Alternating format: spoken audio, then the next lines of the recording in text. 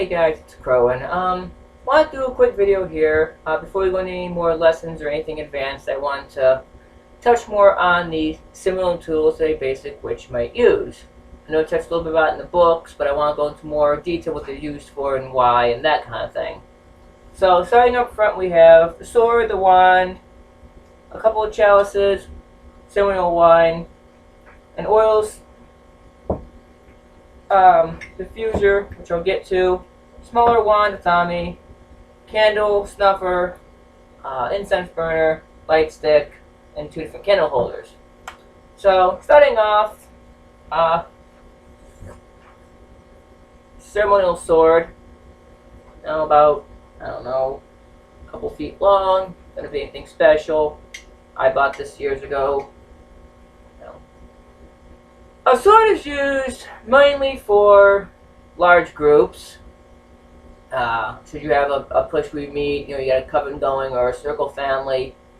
The HPHPS may use a sword to cast a circle just because of the reason it's easier to go. Actually, it's hard. If I want to step in the film frame for a minute, step in front of me. I'm using my wife for a demonstration here too, so if you want to step in frame for a minute, just step right there and stand in front of me. You don't have to look at it, just look to it, doesn't matter which way you look, doesn't matter. Should you have a large group and don't want to have to keep walking around the circle, for example, how we walk counterclockwise or with our shins, depending on what you're doing. The purpose for the sword is, when you're casting a circle, if you don't want to move around the outside, if you want to move around, say, this way, the people will step in, and you can just simply go around the circle as such. This is the purpose for the sword mostly. You can use ritual, yes, but you can step out of frame, hon. It's just, that's what that's used for mostly. Some use it for, if you go to medieval fairs or so on and so forth, that's great, that's fine. If you like to do that, I've done it. A wand is basically the same thing. It can be used for ritual, for circle. And this wand just creates, got different symbols and different things on it. Personal to me, a friend and I made this, about 8 years ago, something of the sort. And it just has various pagan symbols, the sun, the moon, the stars, the green man, known as Pan, the 4 elements, the elven star, a dragon, pentagram, so on and so forth. I'm not going to go through everything, but same idea. Long object used to cast circles. Some use it for other ceremonial purposes.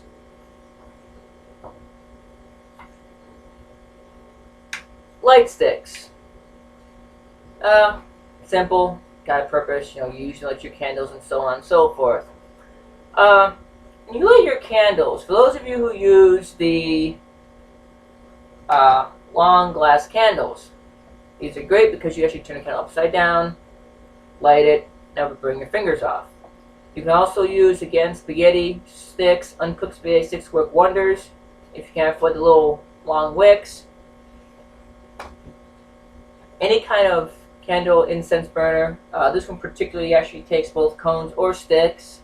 I have a little thing I put a cone on each side, plus the incense burner and stick that can go in there.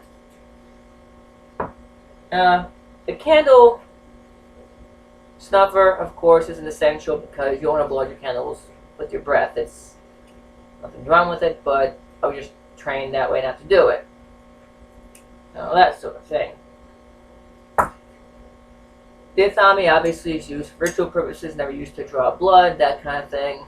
It's used for mixing salt and water, or for casting your circle, calling your quarters, so on and so forth. Okay, we discussed blade etiquette in one of the previous videos about how to properly sheathe and unsheathe your blade. This is another smaller wand I use for different purposes, but I don't use my thumb, I use my wand. Same idea, same purpose, so on and so forth. Now, these work great if you do the oil burning. I have a little thing in here right now, but it's a wax one, but they work just the same. You can use either or. Put a little tea light candle in here, you light it, this melts, gets all liquidy, and it has nice fragrance for Some of it's like that fragrance on there also when they're doing in a ritual, or if you're using specific for a god or goddess or a certain deity that likes a certain scent, it works great. Easy cleanup, no mess really afterwards. Now, I'm going to get into chalices. Okay? Now this chalice is very old actually. It's gonna be my company broke up, for various reasons. I'm gonna bring this to the camera real quick. I'm gonna show you. It is a little dirty inside. That's just from wear and tear. It's not that I don't use it, but you will see I had to put a plastic piece in. I'm gonna explain why here in a second. Let me get back to where I need to be. This is what they call pewter or copper lined chalice. It's basically pewter inlaid, silver over the top, make the little designs, probably etched in with acid of some sort. But the inside is copper plated. Copper and nickel, usually together, sometimes it's not, just depends on the situation, is hazardous to you. So, let me just grab something real quick here if I can find it. Just to show the difference. This is pewter. It's kind of like a silvery gray type. You can tell by the way it feels. It's a very soft metal. It does, bend easily. And this one is a copper chalice I used to use after the copper silver lining wore out. I didn't use it no more. So, you want to keep something, if you're going to use pewter or something that's copper laid, you do want to put something over it, a cup, but something that's not going to affect you when you drink it, because it can get into your system and cause some health issues.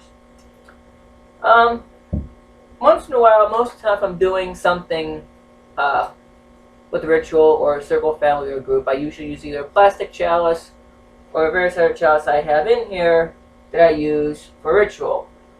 I might even use one of my favorites, my little dragon one. Now this is cool because this has a silver plated inlay, and you can also take this out and just use it as a flavor of plastic chalice. So that's great to use. But plastic's the way to go, As far as wine, this is the cheap Walmart brand Barefoot wine. I always want to have one white, one red around, because sometimes you need obviously one or the other. On candle holders, okay, I'm gonna come up here and show you these again.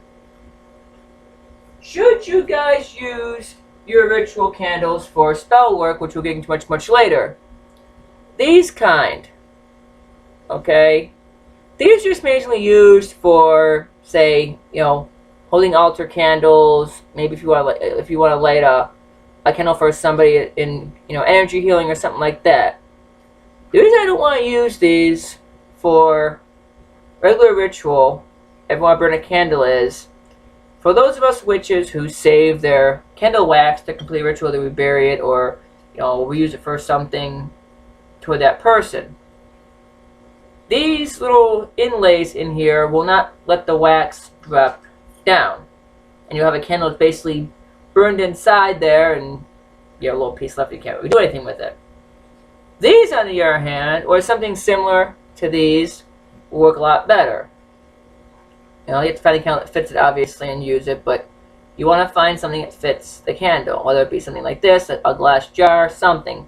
You want to have that residue to use for the candle. Okay? Also, the other thing I want to really get into a little bit is, let me have my book over here. I want to touch on, I gotta find it, bear with me.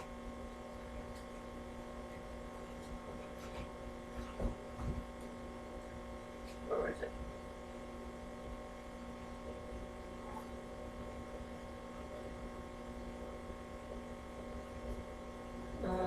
Yeah, I find it in this book. It was 233.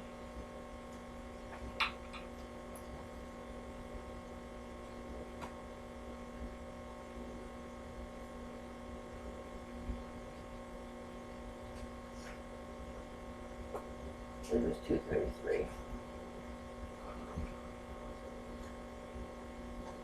Okay.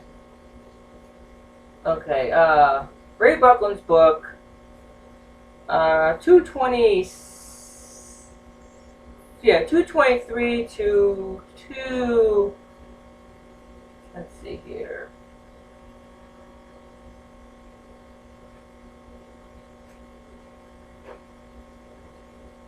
Um,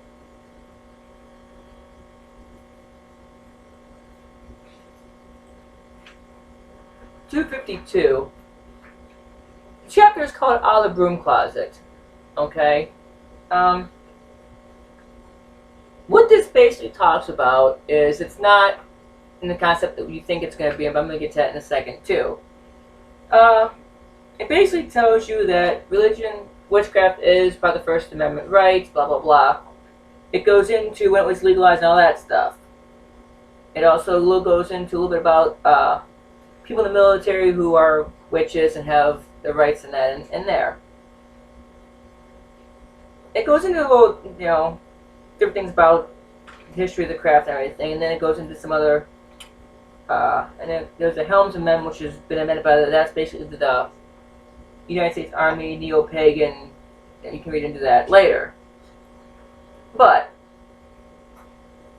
I want to talk about coming out of the closet, and I don't mean this on the LGBT community, I mean this on a pagan perspective, but it kind of falls in the same concept.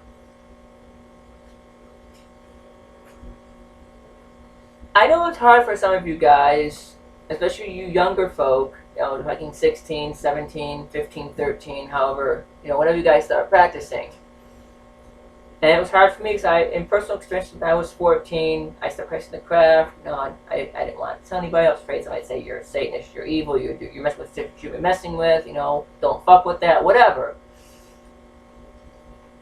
But as we all know, if you've gotten this far in my videos, we're going to get into a topic later on about Satanism versus witchcraft and all that other fun, jazzy stuff. But for all of you guys who've known me, I don't bullshit anything, I don't sugarcoat anything, I tell you like it is. So, if you're a younger person, you're trying to figure out, see how I think my parents are a witch, da da da. If they find out, they're gonna hate me. Here's what you have to understand, okay? And this is just a simple issue in life. People fear what they don't understand, okay? No matter what you're gonna say, what you're gonna do, they're gonna believe what they want to believe, and that's fine.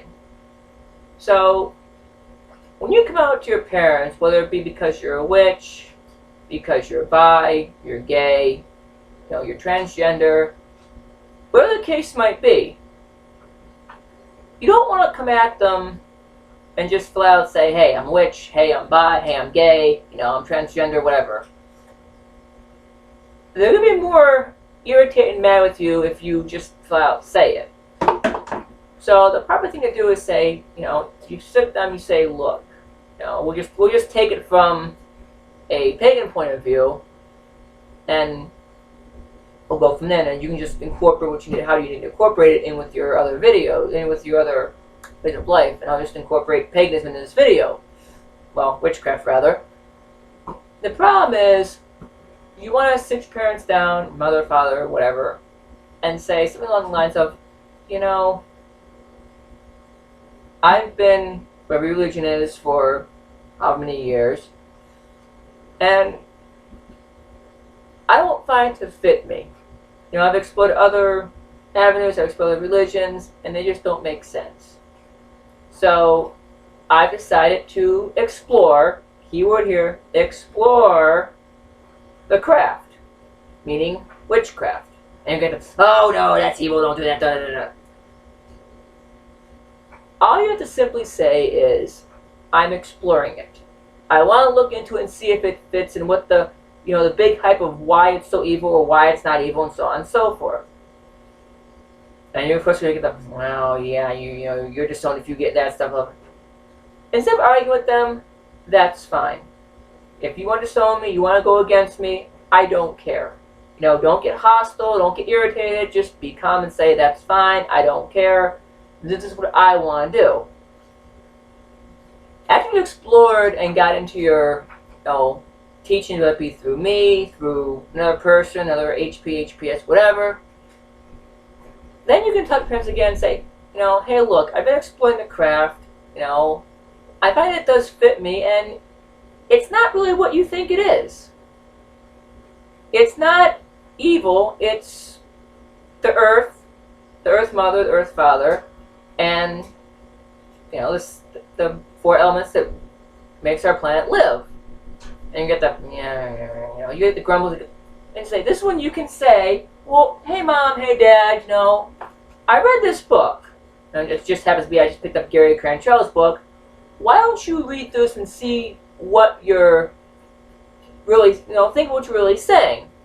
They may or may not. You still might get the whole pissed off, disowned, whatever. But the more that you talk about, say, for example, I was born and raised Catholic, so I'm just using Catholicism as a similarity. If you go to, let's just say that you're Catholic. If you go to a Catholic church, for example, I'm using Catholic funeral as a perfect example. For those of you who go to Catholic funerals, you know, you go through the whole, you know, song, you go through the passages of the Bible, and you go through the, you know, different things you would do for a Catholic funeral. Here's a kicker, folks. If you've noticed, before the casket leaves the church, or the cremated remains of your loved one leave the church, or family, friend, whatever, what does the priest do? I don't have one here, but for those of you who don't know, he takes the censer, which is usually frankincense and myrrh, and he walks around the altar, around the casket, and comes back to, what do you just do? He plays a circle. He casts a circle. Hello, folks. You know, we're going to go into the whole, we'll eventually go into the cake snail and that kind of thing. Cake snail is the same as bread and body and blood, kind of similarities. So you can use these analogies and similarities of the church and the paganism or the witchcraft to say, hey, we do a lot of the same things you do, we just don't do them the same way you do. And you may or may not still get the whole, you know. But this is the proper way of coming out to somebody, whether it be, like I say, if you're, you know, in that situation. But the more hostile you get, the more irritable you get about, well, you're not listening to me, you're ignoring me, you're pissing me off, that's going to keep your family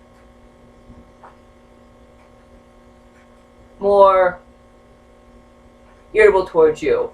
So you got to be calm, you got to be a little assertive on certain things, don't let things get to you as easily. Because as you get older, if you stick with it, say 3-4 years since, let's say you're 14, 15, 16, 17, 18. Once you become 18, you really can't do anything. You know, and of course, even though in Ohio the age of consent is 16, which pretty much makes you, you know, that's the whole age of consent law for, you know, intercourse and that kind of thing. But it's also a good thing that age of consent being, you know, 16, because you can, as a craft person, you can learn and understand what you're doing. You know, that's kind of the whole idea. That goes beyond the whole, you know, sex law. But if you're practicing at 14, 15, 16, 17, and you're students by the time you hit 18, you're probably not going to get out of it. I mean, you're probably going to keep into it like I have. Your parents really can't say anything to you after you're 18. I mean, they can still grumble and bitch all they want, but they can't really do anything. But here's what comes into play, though. You know, you can say, you know, hey mom, hey dad, you know, whoever's in your family, let me open ritual tonight. You know, whether you're in a covenant, circle family, that kind of thing. And most HPs will be okay with this. I know the circle family I was in and covenant I was in was perfectly fine with it. You know, you ask them, hey, you know, my parents are a little sketchy on the craft. Would you be okay with them coming and observing our ritual? And they're going to either say yay or nay. They're probably going to say, yeah, sure, no problem. When they're sitting on the sidelines, meaning outside the circle, you're going to uh, let them sit on the outside the circle and observe what's going on. Once they start observing what you're doing and seeing what the craft is about, they may tame down a little bit and not be so edgy, per se. So, it's just a little helpful information there. Next video is probably going to be something more advanced. I'm going to start maybe getting into some actual work and how to do certain things. I've got to take some notes and look into some stuff. But other than that, that's pretty much what you guys need to do as far as, bring yourself out. Now, I'm not just going to it just because it's here. For those of you who may be, bi, gay, lesbian, transgender, it's kind of the same concept. You just go and you tell them, the more you get irritated with your family and your friends that might be a little standoffish, those kind of situations, stay calm with them. Don't get pissed off, don't get mad, don't get irritable, because it's not going to help you as a person. I know it's very hard for, I don't really know about transgender women that much. I haven't really had any friends who are transgender women, but I've had some transgender men friends that have struggled with life. One day you want to be this person, one day you want to be that person, and it's hard to decide we want to be male or female that day. And I'm perfectly understanding of that. I've had people that have went through the whole, surgeries and changes and that kind of thing, and I don't think that person any less or any different than I have when they were who they wanted to be. So you as a person who's in that position have to be, I don't want to say more, I know it's stressful being, looked down upon and yelled at and everything, but you have to be the bigger person in these situations because it is hard. It is very difficult to, come out and tell somebody, hey, I'm a witch, I'm gay, I'm bi, I'm transgender, I'm in the wrong body, whatever. I understand that. I've been around a few friends that went through that. And I've been around some people that have kind of said, hey, I won't mention names, of course, but I had a friend in high school who, we were good friends, we talk a lot and everything. And, they came and they said, hey, I've got this problem. Well, what? She says, well, this individual said, I've been with a couple of guys that I don't feel anything, what's going on with me? And my response to her was simple, plain and blunt. I said, well, find you a gay or bi girl and, date her for a while, see what happens, see how things go. A few minutes later, she says, hey, Crowan, you're right, I'm gay, now I got to my family, I'm real scared, da, da, da. She went through the whole thing. Lo and behold, everything panned out, and now their family is somewhat okay with the situation. And as far as I know, they're still together, having a great life together. But it's hard to, go through these changes of your life. So you gotta understand in life that there are challenges, there are changes, there are struggles. So you've got to understand these things. So, but when you're trying to take these discussions with your families, friends, parents, whatever, no matter how irritable they might get with you and what they might say to you, try to be calm with it. Because the more you get irritated, the more you get upset, it's going to make you feel like less of a person. It's going to make you question who you are. And, I don't want to make you my bad when I say this, but I'm going to say it anyway. And if I get any negative, well, I'm used to that. But you folks out there who may have gender changes, gender issues, whatever you want to call them, I understand, but society doesn't understand your gender issues. We all know that you're not You don't change being bi, gay, transgender, whatever. You know that when you're born, okay? I hate these people that are so, oh, I changed to lesbian, I changed to being a gay man because I was so betrayed by women or men. I think that's bullshit. I'm sorry to say, I think that's bullshit. Because, you know, being bisexual is one thing, you know, liking men and women and all that stuff, that's great, but, you know, when you're in these relationships with these people, and, you know, they ship it out of you, you get, you know, picked on all the time, and, oh, I'm a male, I'm gonna go turn to male, male never hurt me, I'm gonna turn to female. Here's what makes me mad. And again, I'm not mentioning anybody's names, but I know people who are in same-sex relationships, but they have kids. It's like, okay, you know, from a male before they went gay. You don't turn gay, folks. You don't turn bi. You know it throughout your life. Okay? So only if I sugarcoat you and tell you that you're going to turn that, you turn that way. That to me is not true.